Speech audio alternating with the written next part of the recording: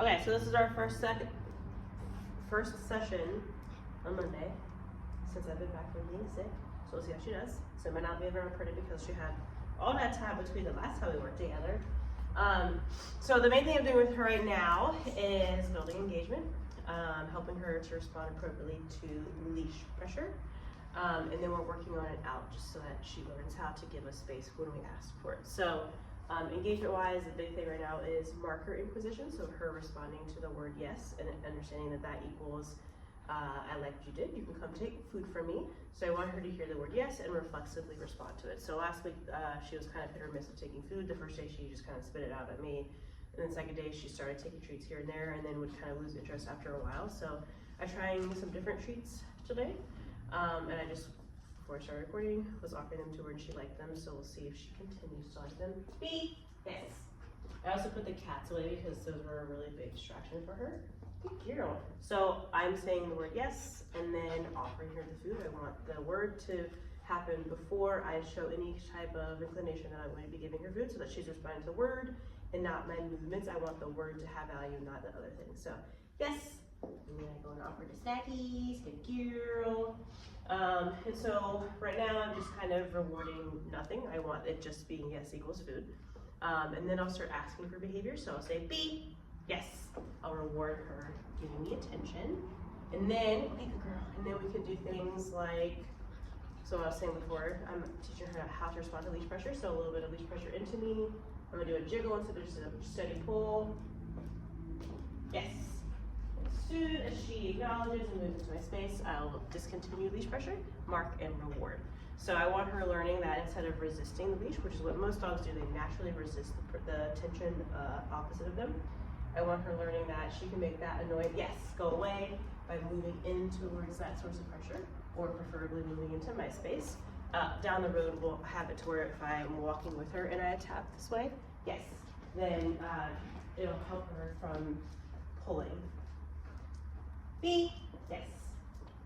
So just kind of wrapping everything out. Out. What's happening there is I'm saying out as I step in towards her space and gently tossing the treat back behind her.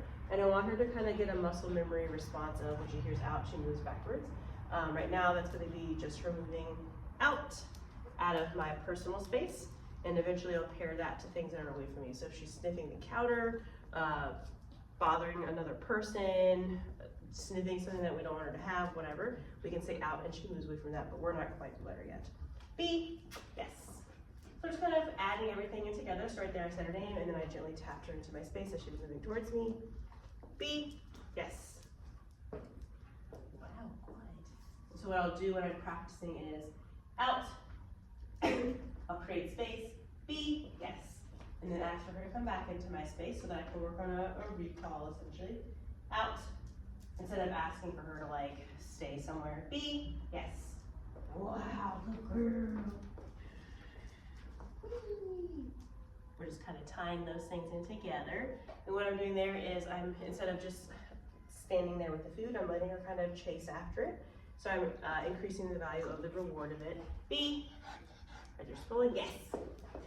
So we're tapping into that prey drive. Whoa, we can do a couple of treats in a row, a little bit of playmate, or playmate. That's a new word. Playmate. So that way again, we're just upping the value of what we have to offer. B, yes. Oh, good job. Oh, where do you go? Just to make sure we want to engage with us more and have a good time. So if you want to play around with these things at home, feel free to. Keep her on leash, that way if she kind of checks out, I don't want her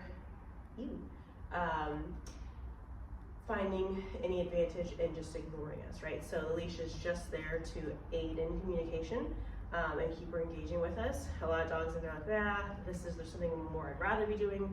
They tend to check out and then that becomes a reinforced behavior, which obviously we want to not happen, right? So I don't want to become overly dependent on the leash, it's just there.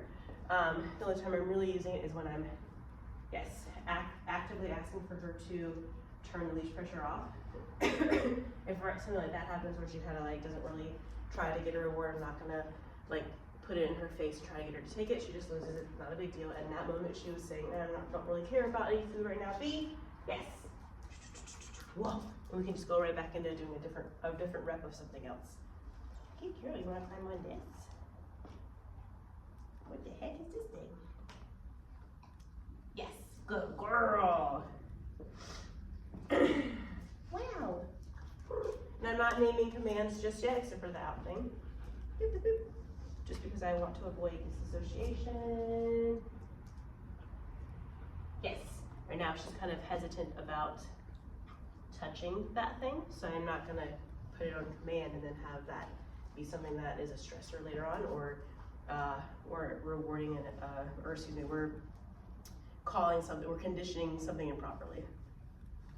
We're getting low on these kinds of snacks.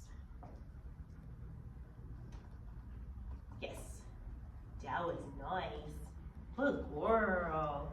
And for this, because she's unsure of it, I'm not gonna force her to be on there for an extended period of time. That's why I like the yes marker, because it is a terminal marker essentially, meaning that she does not have to continue doing the behavior when she hears yes. So it allows for me to get a bunch of reps in and shape new behaviors. B, yes. Wow, so good. Very nice. Good girl.